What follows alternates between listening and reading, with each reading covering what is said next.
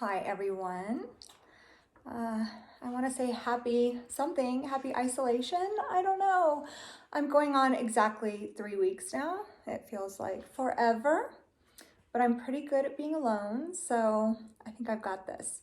But it was suggested that I do some sort of YouTube video.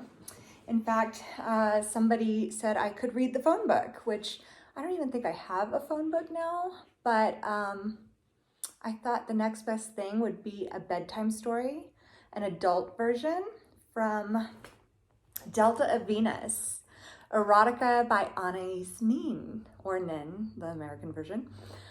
So I really like her story, Elena. I can kind of relate to the character in several different ways, but I'm just going to read it for you. And if you want to fall asleep to a friendly voice, that's fabulous. If not, you can listen and laugh. I don't know. But here we go. So, Elena. While waiting for the train to Montauk actually, Elena looked at the people around her on the quays. Every trip aroused in her the same curiosity and hope one feels before the curtain is raised at the theater, the same stirring anxiety and expectation. She singled out various men she might have liked to talk with, wondering if they were leaving on her train or merely saying goodbye to other passengers. Her cravings were vague, poetic. If she had been brutally asked what she was expecting, she might have answered, Le merveilleux. I have no idea what that means. It was a hunger that did not come from any precise region of her body. It was true, what someone had said about her after she had criticized a writer she had met. You cannot see him as he really is. You cannot see anyone as he really is. He will always be disappointing because you are expecting someone. She was expecting someone. Every time a door opened, every time she went to a party, to any gathering of people, every time she entered a cafe, a theater. None of the men she had singled out as desirable companions for the trip boarded the train. So she opened the book she was carrying. It was Lady Chatterley's Lover. Afterwards, Elena remembered nothing of this trip except a sensation of tremendous bodily warmth, as if she had drunk a whole bottle of the very choicest Burgundy, and a feeling of great anger at the discovery of a secret which it seemed to her was criminally withheld from all people. She discovered, first of all, that she had never known the sensations described by Lawrence, and second, that this was the nature of her hunger. But there was another truth she was now fully aware of. Something had created in her a state of perpetual defense against the very possibilities of experience, an urge for flight which took her away from the scenes of pleasure and expansion. She had stood many times on the very edge and then had run away. She herself was to blame for what she had lost, ignored. I don't know why that makes me feel emotional all of a sudden. It was the submerged woman of Lawrence's book that lay coiled within her, at last exposed, sensitized, prepared as if by a multitude of caresses for the arrival of someone. A new woman emerged from the train at Koo. This was not the place she would have liked to begin her journey. Koo was a mountaintop, isolated, looking down upon Lake Geneva. It was spring, the snow was melting, and as the little train panted up the mountain, Elena felt irritation about its slowness, the slow gestures of the Swiss, the slow movements of the animals, the static, heavy landscape, while her moods and her feelings were rushing like newborn torrents. She did not plan to stay very long. She would rest until her new book was ready to be published.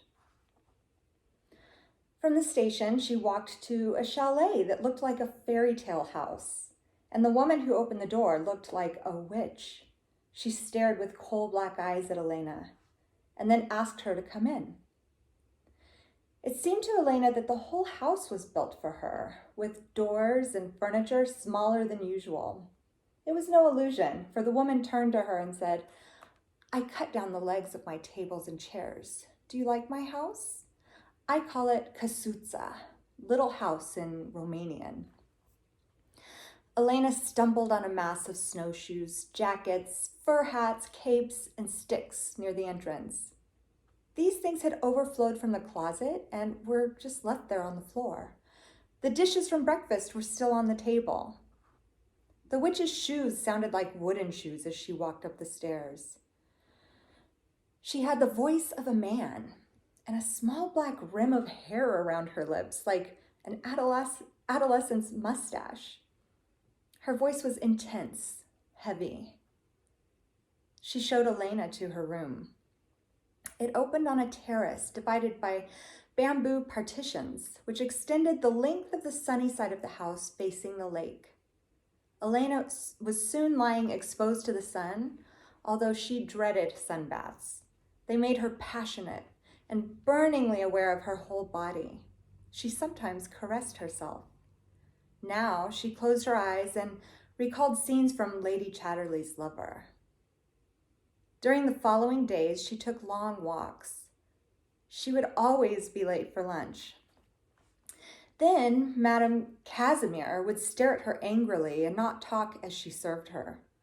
People came every day to see Madame Casimir about mortgage payments on the house. They threatened to sell it.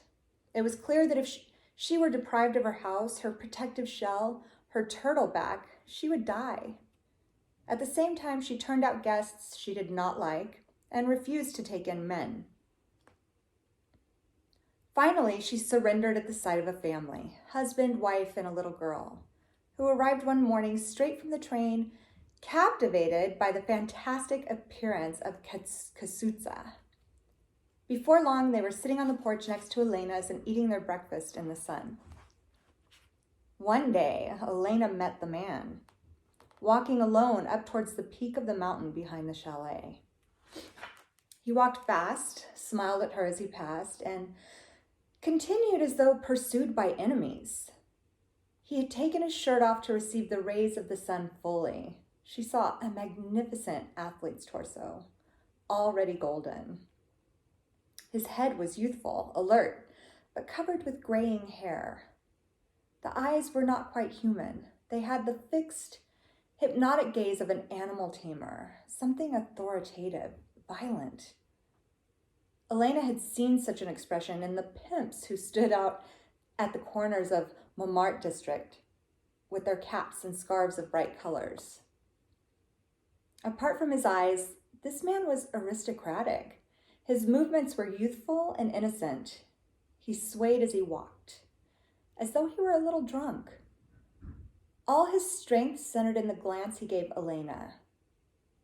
And then he smiled innocently, easily, and walked on. Elena was stopped by the glance and almost angered by the boldness of it. But his youthful smile dissolved the mordant effects of the eyes and left her with feelings she couldn't clarify.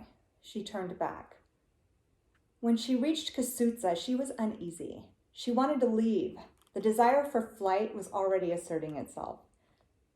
By this, she recognized that she was facing a danger. She thought of returning to Paris. In the end, she stayed.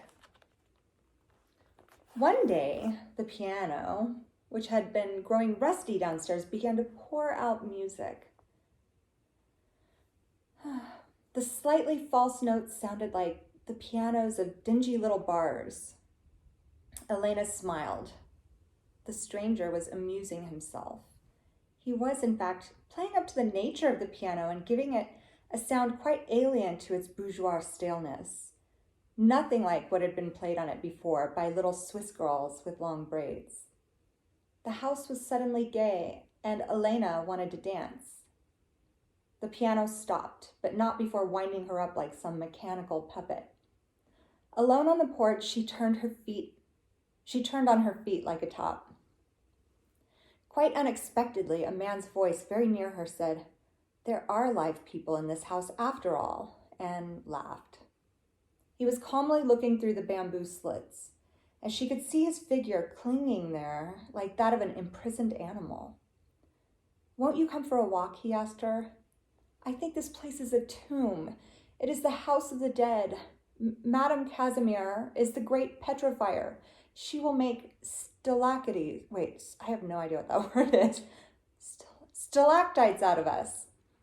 We shall be allowed 1 tear an hour hanging from some cave ceiling, stalactite tears. So Elena and the neighbor started out. The first thing he said was, you have a habit of turning back, starting a walk and turning back. That is very bad. It is the very first of crimes against life.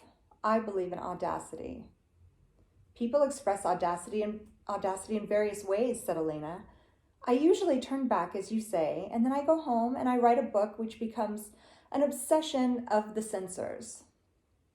That's a misuse of natural forces, said the man. But then, said Elena, I use my book like dynamite. I place it where I want the explosion to take place, and then I blast my way through with it. As she said these words, an explosion took place somewhere in the mountain where a road was being made, and they laughed at the coincidence. So you're a writer, he said. I am a man of all trades, a painter, a writer, a musician, a vagabond. The wife and child were temporarily rented for the sake of appearance. I was forced to use the passport of a friend, and this friend was forced to lend me the wife and child. Without them, I would not be here. I have a gift for irritating the French police. I have not murdered my concierge, though I should have. She has provoked me often enough. I've merely, like some other verbal revolutionaries, exalted the revolution too loudly on too many evenings at the same cafe, and a plainclothes man was one of my most fervent followers. Follower, indeed. My best speeches are always made when I am drunk. You were never there, continued the man. You never go to cafes. The most haunting woman is the one we cannot find in the crowded cafe when we are looking for her. The one that we must hunt for and seek out through the disguises of her stories. His eyes, smiling, remained on her all the time that he talked. They were fixed on her with the exact knowledge of her evasions and elusiveness, and acted like a catalyst on her, rooting her to the spot where she stood, with the wind lifting her skirt like a ballerina's, inflating her hair as if she would blow away in full sail. He was aware of her capacities for becoming invisible, but his strength was greater, and he could keep her rooted there as long as he wanted. Only when he turned his head away was she free again, but she was not free to escape him. After 3 hours of walking, they fell on a bed of pine needles within sight of a chalet. A pianola was playing. He smiled at her and said, It would be a wonderful place to spend the day and night. Would you like it? He let her smoke quietly, lying back on the pine needles. She did not answer. She smiled.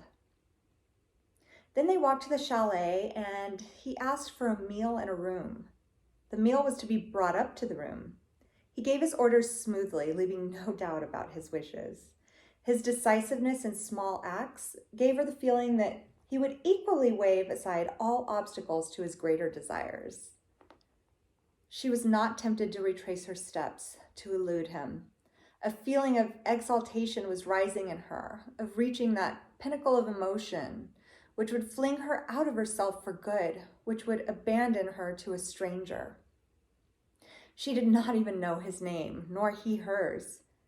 The nakedness of his eyes on her was like a penetration. On the way upstairs, she was trembling.